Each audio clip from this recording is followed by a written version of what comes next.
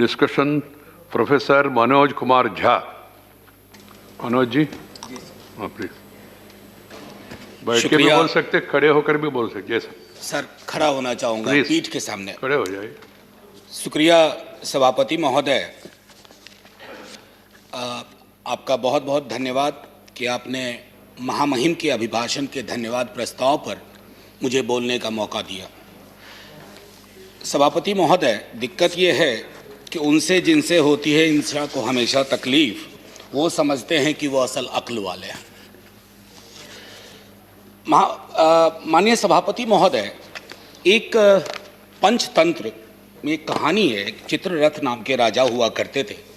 उनके पास एक विशाल सरोवर था और उस सरोवर में सर छोटे छोटे खूबसूरत हंस बहुत सारे थे। वो 6 महीने पे एक पंख गिराते थे और राजा को पंख दे देते थे। बीच में एक सोने का, तथाकथित सोने का के पंख वाला एक बहुत बड़ा पक्षी आया।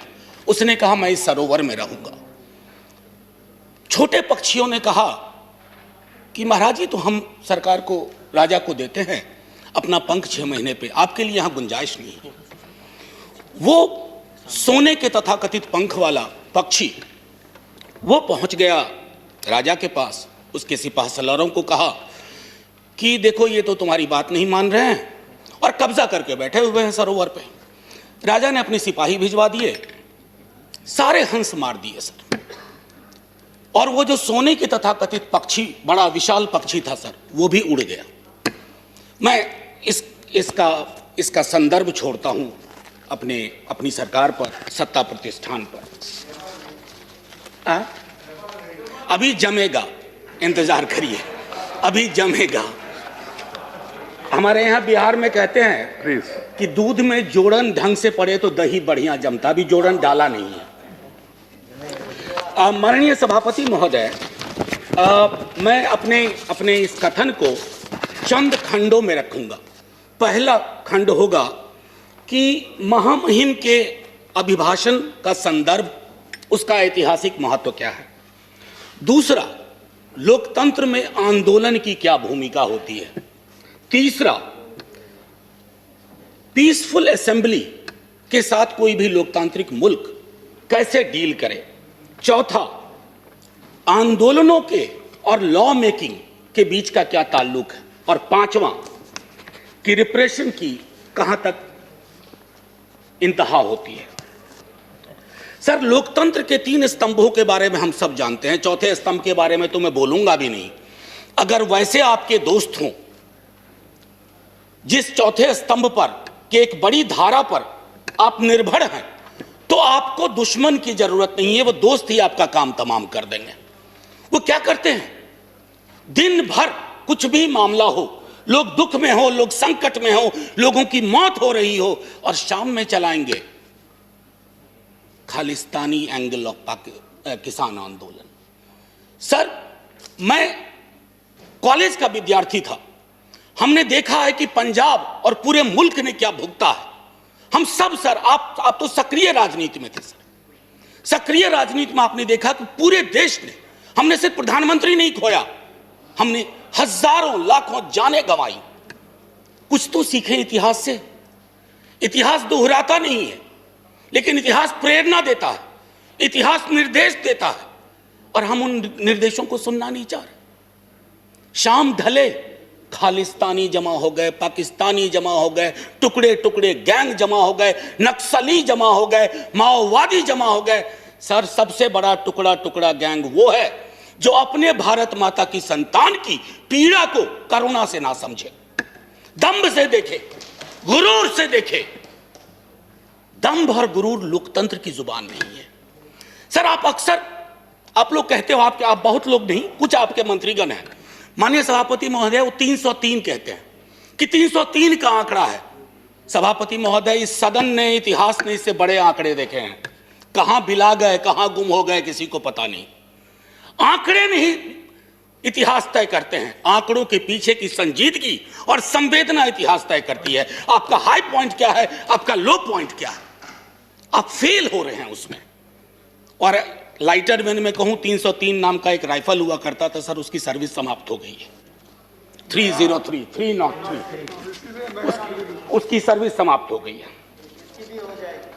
सर, मैं एक चीज और कह करके फिर मूल बिंदु पे आऊंगा। मैकबेथ से बहुत चीज हम सीखते हैं। शेक्सपियर ने ना जाने अद्भुत चीज लिख दी है। टेम्परेंस बहुत जरूरी है सत्ता प्रतिष्ठान में। कद तब बढ़ता है जब पद की गरिमा को आप समझते हैं।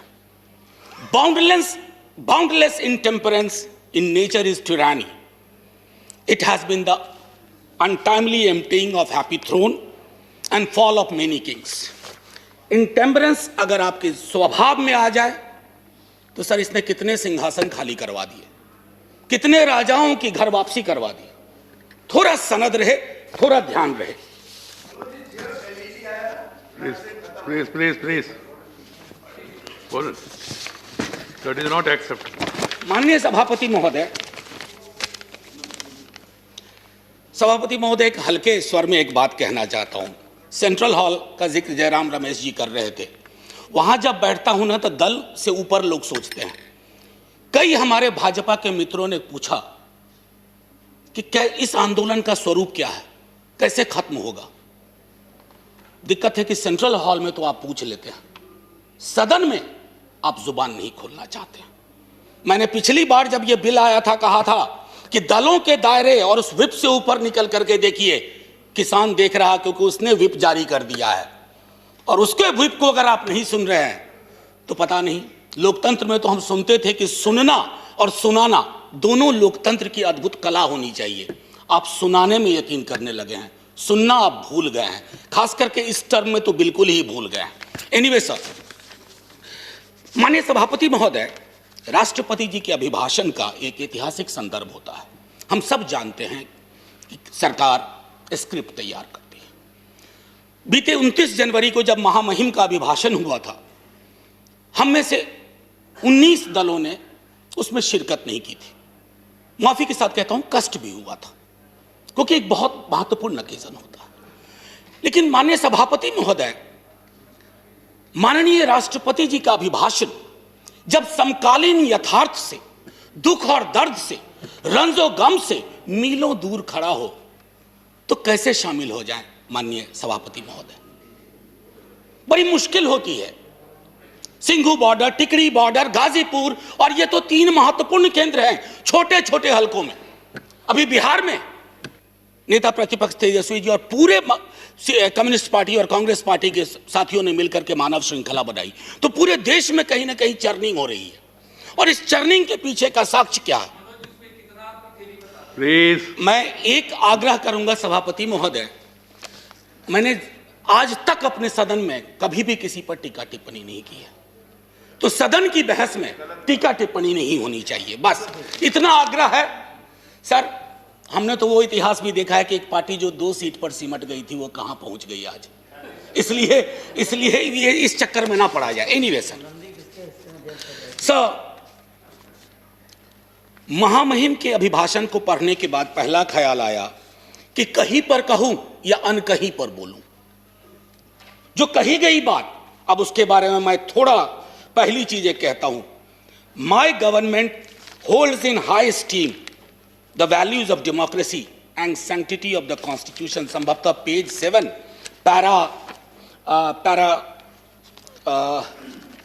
पैरा 25 होना चाहिए, मेरी मेमोरी अगर सर्व करती है सही। Yes, para 25। अब इसको सर व्यापक संदर्भ में देखना होगा कि my government values of democracy and sanctity of the constitution. हमने हाल के दिनों में जो भी देखे हैं वो संविधान से इतर देखा है। और वैल्यू ऑफ डेमोक्रेसी सर सिर्फ एक रेटोरिकल वैल्यू नहीं है। माननीय सभापति महोदय, मैं आपको कोट करना चाहता था लेकिन आगे रखा था, लेकिन अभी जहन में आ गया। Recently you have said nationalism and patriotism is not simply sloganeering Bharat Mata की जय, जय हिंद या Janagana Mana. No sir, the greatest act of patriotism is speak about the well being of the nation. And that does not mean that I should stand in the orchestra party of the government forever and always. You have not done it when you were in opposition. We shall not do it when we are in opposition. We'll support you. समालोचना करेंगे, लेकिन आप ये नहीं उम्मीद करेंगे कि आपके खिलाफ का हर एक शब्द, हर एक लफ्ज देशद्रोही है। मैंने पहले सदन में कहा था, सर एक मशीन बनवाइए, कोरोना की वैक्सीन तैयार हुई, एक मशीन बनवाइए कि किसके अंदर देशभक्ति का पारा कितना है। सर हो सकता है आपको झटका लग जाए, देशभक्ति स्लीव पे नहीं चलती है, यहां रहती है, दिल में, उसका सीने से कम ताल्लुक। एनीवे सर, मैं आपको इसलिए कोट किया। और एक और इंटरेस्टिंग चीज सर, अभी बंगाल में चुनाव है, तो पेज नंबर 26 पैरा 91 गुरुदेव के बड़े भाई का जिक्र हुआ, ज्योतिन्द्र नाथ टैगोर। चौल रे चौल शोभे भारतो सौंतान, बहुत अच्छा लगा। लेकिन इसके बाद जोड़ दीजिए गुरुदेव की अपनी line, where the mind is without fear and the head is held high. कहां है? दोनों को जोड़ के देखिए। ये चेरी पिकिंग नहीं चलती है डेमोक्रेसी में। आप चेरी पिकिंग के उस्ताद हो गए। चेरी पिकिंग मैं समझता हूं माननीय सभापति महोदय, आंदोलन लोकतंत्र की जीवंतता का उदाहरण होता है। जिंदा लोकतंत्र और स्वस्थ लोकतंत्र आंदोलन के साथ सदैव निरंतर संवाद की कोशिश करता है। सर, एक आशय मैं यहां रखना चाहता हूं। दिल्ली विश्वविद्यालय में जिस विभाग में मैं पढ़ाता हूं, एक विषय मेरा मूवमेंट भी है। सर बहुत सालों से पढ़ाया है आंदोलन। आंदोलन की सर 3 चीज होती है महत्वपूर्ण: एलिनेशन, अट्रैक्शन, कन्वर्जन। यानी कि अलगाव की चीज कहीं आई, उसके बाद आपका आकर्षण हुआ किसी विचारधारा से, उसके बाद आप सड़कों पे आए। सर हमने आंदोलनों को न जाने किस नजरिए से देखना शुरू किया है। महोदय, माननीय सभापति महोदय, आपने भी देखा होगा वो सड़िया, वो कील, वो खाई। सर मैं सरहद पे कभी गया नहीं हूं, लेकिन जो तस्वीरें सरहद की देखी हैं वो भी ऐसी नहीं देखी हैं। किससे लड़ रहे हैं आप? अपने किसानों से लड़ रहे हैं। और वो क्या कह रहे हैं? आपसे चांद नहीं मांग रहे हैं, अपना हकूक मांग रहे हैं।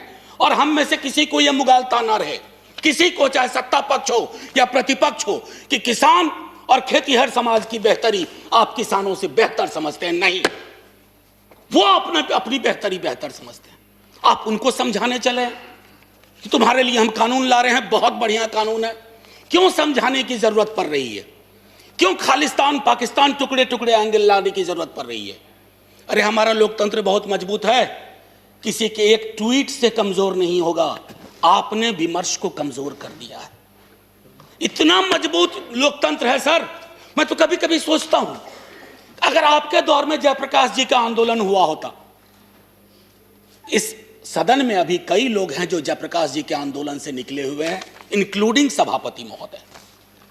जेपी के आंदोलन की कल्पना करिए, अगर जेपी को इन खाई, बाड़ों, कटीले तार देखना पड़ता तो क्या होता सर? कई मित्र हमारे बिहार से भी हैं जो जेपी आंदोलन से निकले हैं। एक बार सोचे दलीय दायरों को छोड़ करके कि आंदोलन को डील करने का क्या यह नजरिया उचित है? आप कहिएगा नहीं। सर मैं पहले भी इस सदन में कह चुका हूं, आप कहते हैं 11 दौर की बातचीत हुई है। दिक्कत क्या है ना सर, किसी भी सत्ता प्रतिष्ठान में एकालाप और वार्तालाप का फर्क समझना चाहिए। There is a difference between monologue and dialogue. आपके साथ दिक्कत है कि आप मोनोलॉग को डायलॉग का कपड़ा पहनाते हैं। ऊपर से मैंने माननीय मंत्री महोदय को सुना जो वार्ता में थे, उन्होंने कहा कि हमने ये दिया, हमने वो दिया, हमने ये दिया। सर लोकतंत्र में खैरात की जुबान नहीं होती है। आप देने वाले कौन होते हैं, हम देने वाले कौन होते हैं? अरे दे तो वो रहे हैं, 303 का आंकड़ा उन्होंने ही दिया आपको, और आगे के 3 और 0 कब उड़ा जाए ये भी वही तय कर देंगे। इसलिए ये जुबान बंद करिए, एकालाप और वार्तालाप के बीच की दूरी को खत्म करिए। सर मैं पहले भी इस सदन में कह चुका हूं कि देश कागज पर बना नक्शा नहीं है। देश सिर्फ सेना, पुलिस के जवान, जनगण मन, वंदे मातरम नहीं है। देश रिश्तों से बनता है सर, और आपने रिश्तों को रिसा दिया है, रिसा दिया है। जब तक आप इस बात को नहीं समझेंगे कि मुल्क रिश्तों से बनता है, आपने कितने रिश्ते खत्म कर दिए। अरे सरकारें पुल बनाने के लिए लाई जाती हैं, चाहे नदियों पर पुल हो या रिश्तों का पुल हो। आपने तो पुल के बदले दीवारें खड़ी कर दी, वो भी कटीली। सीए का आंदोलन हुआ, नागरिकों को नागरिक के खिलाफ खड़ा कर दिया। अब तो कमाल है, मैं तो आपके समाजशास्त्र के ज्ञान से भी चकित हूं कि जिस दिल्ली पुलिस के जवान को आप किसान के खिलाफ खड़ा कर रहे हैं, कभी दिल्ली पुलिस का सोशल प्रोफाइल देख लीजिए। इन इलाकों से जिन इलाकों में यह आंदोलन ज्यादा प्रबल है, वहां का एक बच्चा सरहद पे रहता है, एक बच्चा पुलिस में रहता है और एक बच्चा खेत में रहता है। आप इन बच्चों को वो जायदाद के लिए नहीं लड़ रहे, आपने उन्हें भिड़ा दिया। कहीं तो सोचिए, विराम दीजिए। इसलिए मैं कहता हूं, अवतार सिंह पाश की एक कविता कहूंगा, यदि देश की सुरक्षा यही होती है कि बिना जमीर जमीर होना जिंदगी के लिए शर्त बन जाए। कितना वक्त है सर? नहीं, आपका 18 मिनट अराटेड टाइम है जी, आपने ऑलरेडी 17 मिनट्स दिया। ओ सर सॉरी, 2 मिनट दे दीजिए बस। 2 मिनट दीजिए। जी सर, आंख की पुतली में हाँक के सिवा कोई शब्द ना हो। आपको सिर्फ हाँ चाहिए आंख की पुतली में, चाहे वो कितनों भी अश्लील हो। पाश कहते हैं, मैं नहीं कह रहा। और मन बदकार पलों के समक्ष हमेशा झुका रहे, तो हमें देश की सुरक्षा से खतरा है, देश को अपनी सुरक्षा से खतरा नहीं है। यह फर्क आपको समझना होगा। माननीय सभापति महोदय, इस 2 मिनट का प्रयोग मैं, आपने किसान को लेकर के जितनी बातें कही उस पर, उन बिलों के बारे में पहले मैं बोल चुका हूं पिछले सत्र में। मैं सिर्फ इतना कहना चाहूंगा कि बिहार में एमएसपी 2006 में खत्म की गई। बिहार के किसान की आय के बारे में आपको मैं आंकड़ा दूं उचित नहीं होगा, आपके पास आंकड़ों का भंडार है, आप तो आंकड़े तैयार कर लेते हैं, बल्कि कभी कभी पका भी लेते हैं प्रेशर कुकर में। मैं सिर्फ इतना कहूंगा कि आप बिहार के मॉडल को, हम तो सोच रहे थे कि बिहार को, आप ही की सरकार को दोष नहीं दे रहा हूं, बीती कई सरकारों ने बिहार को लेबर सप्लाई का स्टेट बना के रख दिया है। हमारा काम है मजदूर भेजना पूरे देश में, और हमने कोरोना के काल में वो सब देखा है। हम तो सोच रहे थे कि हमारे बिहार का किसान, हालांकि किसान नहीं रहा, वो खेतीहर मजदूर हो गया। हम सोच रहे थे कि उन्हें भी पंजाब हरियाणा की तरह। सर, आपने क्या किया? वो मॉडल आप चाह रहे हैं पंजाब हरियाणा में बिहार की तरह हालात हो जाए। कभी कभी मुझे इस बात का अंदेशा होता है कि संसद का भी वर्ग चरित्र बदल गया है। अभी संसद में किसान और किसानी समाज से आने वाले लोग अगर होते, आप इतनी आसानी से बुलडोज नहीं कर पाते। मेरे स्वयं के नेता, कई मसले ऐसे आए, लालू प्रसाद जी, उन्होंने यह तय किया, और आपके भी लोग थे, आप उनको भूल चुके हैं, जिन लोगों ने खड़ा होकर के कहा कि यह हम नहीं होने देंगे। सर, अभी भी आपकी रीढ़ किसान और किसानी ही है। ये जो 303 का आंकड़ा आ रहा है ना सर, किसी के कोल्ड स्टोरेज से नहीं आ रहा है, किसी के गोडाउन से नहीं आ रहा है। 303 के आंकड़े को एक बार सर, और मैं इससे पहले कि जय हिंद कहूं, मैं माननीय सभापति महोदय अभी भी हाथ जोड़ के सरकार से आग्रह करूंगा। इतिहास में ऐसे क्षण आते हैं जब आप दुविधा में होते हैं। प्लीज, आपके माध्यम से रिक्वेस्ट कर रहा हूं, हाथ जोड़ करके आप दर्द समझिए किसानों का। सर, पूस की सर्द रातों में, माघ की सर्द रातों में सड़क पर रहना आसान नहीं होता। पानी बंद कर दिया गया, शौचालय बंद कर दिए गए। सर, इस तरह के पोजीशन, इस तरह का अग्रेसिव पोस्चर हमने तो अपने कुछ पड़ोसी मुल्कों के लिए भी नहीं सुना, जो अंदर तक आ गए। सर, लाल आंखें वहां होनी चाहिए, कहां हम आंखें लाल कर रहे हैं। ये किसान आपके हैं, ये किसान मेरे हैं। अगर एक दिन इन्होंने हड़ताल कर दी, एक दिन तय कर लिया कुछ नहीं, सर, संसद बंद हो जाएगी, सरकारें बंद हो जाएंगी, क्या होगा पता नहीं। इससे पहले कि मैं कहूं जय जवान, जय किसान और जय हिंद, माननीय सभापति महोदय, मैं बस सर 1 मिनट का और वह दीजिए, 30 सेकंड। मैंने कभी ऐसा किया नहीं, लेकिन आज इतनी सारी चीजें थी। कई लोग इसमें हेरोल्ड लास्की को प्रयोग करते हैं, कहते हैं, कोट करते हैं। उन्होंने कहा था कि लिबर्टी के मसले पर you need to find the government accountable time and again, that's the test of the democracy, but we have failed. किसानों को ही हमने फेल नहीं किया है। और आखिरी सर, इजाजत हो तो तरन्नुम में, नहीं तो यूं ही। मैं भी खाइफ नहीं तख्ता-ए-दार से, मैं भी मंसूर हूं कह दो अगियार से, क्यों डराते हो जिंदा की दीवार से। जेल, जिंदा जेल।